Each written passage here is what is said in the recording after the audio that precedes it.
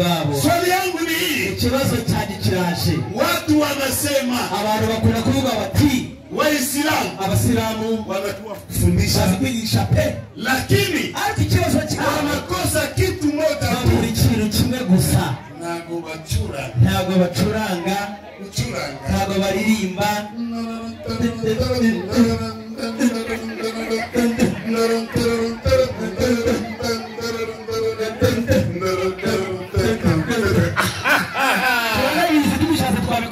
sasa nauliza swali, katika amri 10 ya Mungu, mu mategeko 10 y'Imana amempa Musa, yahaye Mose, kuimba ni ya ngapi? kuririmba ni itegeko rya kangahe? Mu mategeko 10 y'Imana, mategeko 10 y'Imana, kuririmba ni ya kangahe? Buri usubiza 500 ubyegukane.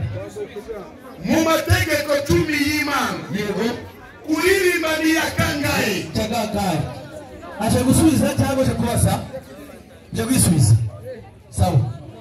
Egera hano. Ikibazo cyanje. Egera hano, nyegera. Abantu bose barikumva. Egera hano. Egera hano. Gwino hano. Yego. Zamuka hejuru akurebe. Bose babireba. Twera ko tujya twihisha. Ikibazo cyanje. Bose umate umva neza. Umva ikibazo. Abantu mubyumve neza.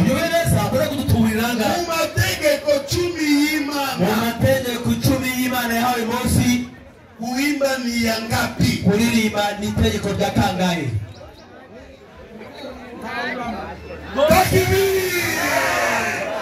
Takbir. Kasubiremo.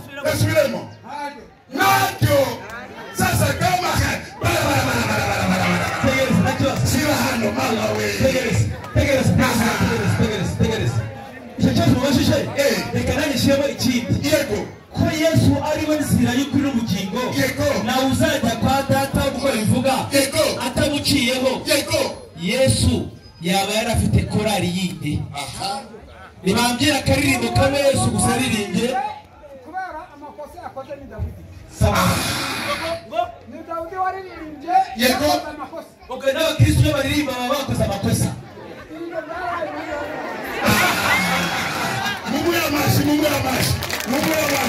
Mashallah. Reba kama neza mzee. Nyura hano. Tambuka ya mzee. Hapana.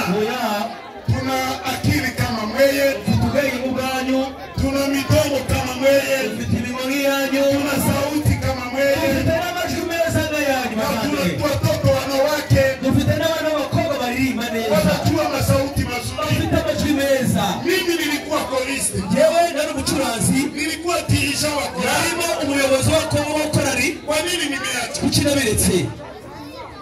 Yari pastor uyu nguyu, iyo kuririmba cyane. Niache kabisa. Ibyo nanjye ndabemagire mu bireke. Hiyo mubiache. Ibyo mu bireke. Hiyo sio amri ya Mungu. Ibyo ntabwo ari itegeko ry'Imana. Hiyo ni mambo ya Daudi. Ibyo ni bya Dawudi. Kama vile mzee anasema. Uko mzee yabivuze. Ni Daudi ameileta. Ni Dawudi wabizanye. Hakuna andiko. Na nyandiko nimwe. Mungu Imana alimwambia Daudi, yabwiye Dawudi, ambia watu waniimbie. bwira abantu badirimbire. Hiyo andiko hakuna. Iyo nyandiko ntabwo wayibona. Hakuna. Ntabwo wayibona. Leta Biblia utuoneshe. Shara Biblia utwereke. Hakuna Ntabwo kabisa. wayibona. Biblia yote iko hapa. Biblia yose iri hano mu mutwe. Hakuna andiko. Na nyandiko nimwe. Mungu anamwambia Daudi, Imana ibwira Dawudi, ambia watu waniimbie. bwira abantu baze bandirimbire. Never again. Ntibishobora kuza Haitapatikana. ariko bisigaye bibaho. Hiyo sababu sisi Waislamu hatuimbi. Niyo mpamvu twebwe abasilamu tutaririmba.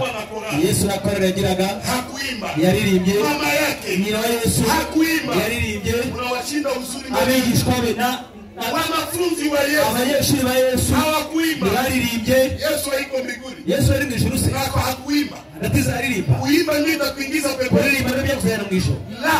Hoya, Kenye kitakuingiza peponi. ikizakujyana mu ijuru Ni Mathayo 7:21. Matayo 7:21. Soma mzee. Mzee. Matayo 7:21. Matayo Makumi rimwe. Soma. Nahagaze neza mwarimu. Tangamuka. Umuntu wese umbwira ati, Haya magambo ya Yesu. Umuntu wese umbwira ati, mwami